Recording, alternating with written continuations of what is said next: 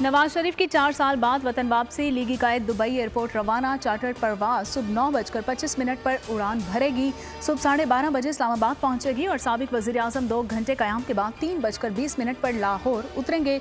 Alt airport से मीनार पाकिस्तान जलसा गाह जाएंगे। 2 तैयारे दोपहर 3 बजे लाहौर पर गुलपाशी करेंगे।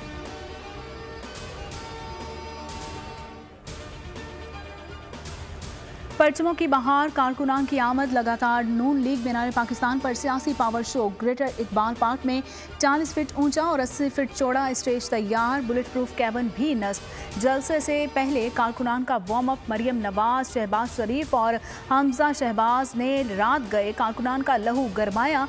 जलसा गाह में आतिशबाजी का भी शानदार मुजाहरा किया गया। शाही कला में हेलीकॉप्टर की रिहर्सल और जलसा शाम 4 बजे शुरू होगा। कराची, कोयटा, पेशावर और दीगर शहरों से काफिले रवां।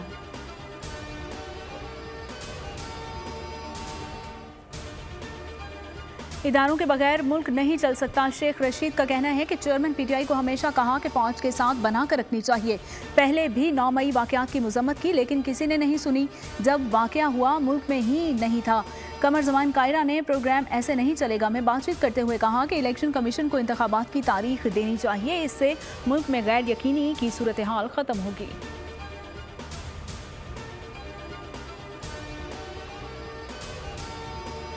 इसराइल की अल-कुद्स हॉस्पिटल खाली करवाने की वार्निंग। कदीम ऑर्थोडॉक्स चर्च पर बमबारी, 8 अफराद निशाना बने। मगरबी किनारे पर सेहोनी फौज से झड़पों में 13 फलस्तीनी शहीद। शहादतें 4200 से जायद हो गई हैं।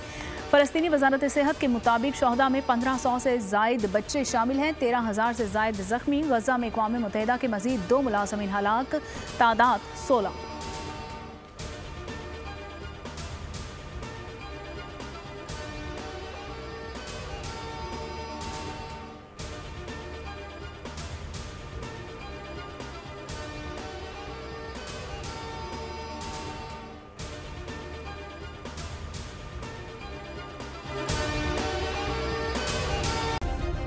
सब्सक्राइब करें और बेल दबाएं ताकि कोई खबर रह न जाए।